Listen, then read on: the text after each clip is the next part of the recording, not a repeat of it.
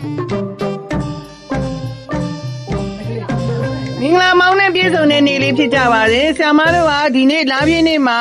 အမြဲတမ်းဒီလိုပွဲတွေ18ပွဲဒါစီရင်တာဖြစ်ပါတယ်ပွဲတွေအားလုံးနဝင်းဆရာဆရာမများအားလုံးကစီရင်ပြီးတော့ထုံးညှိနေတာဖြစ်ပါတယ်ဒါလာပြည့်နေ့တိုင်းဆရာမတို့18ပွဲထုံးညှိတာဖြစ်ပါတယ်ဒါကတော့ဆရာထူးနိုင်မှာဆရာထူးနိုင်ဒီဘက်ချက်လှည့်ပြလိုက်ပါအောင်ဆရာထူးနိုင်မှာဟိုမှာနည်းနည်းလေးဟိုမှာမွေးနိုင်ထွန်းလာဆရာအောင်မြတ်ပိုင်မှာဆရာအောင်မြတ်ပိုင်လေးတစ်ချက်လောက်မိတ်ဆက်လိုက်ပါအောင်ဒါဆရာအောင်မြတ်ပိုင်မှာဟာဒါတော့ဆရာကြော်ပါဆရာကြော်လက်ကလေးပြလိုက်ပါအောင်ဒါဆရာမဝင်းမှာဆရာမဝင်း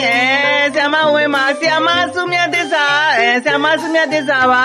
ဆရာမနီလာအောင်လေးတစ်ချက်ပြပါအောင်ဆရာမနီလာအောင်မှာ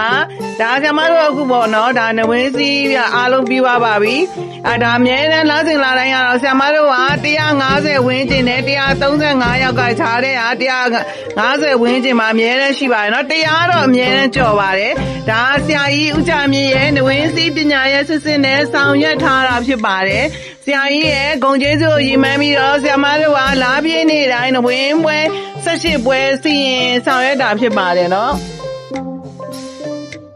ဒါဆရာမတို့ခုဒါထွန်းကြီးနေရဖြစ်ပါတယ်ဒါကတော့ဆရာမတို့ဒါနဝင်းစီရင်တဲ့နေရာမှာ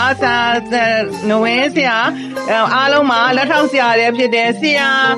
ညံလေးစမ်းဖြစ်ပါတယ်ဆရာညံလေးစမ်းလက်ကလေးပြလိုက်ပါဦး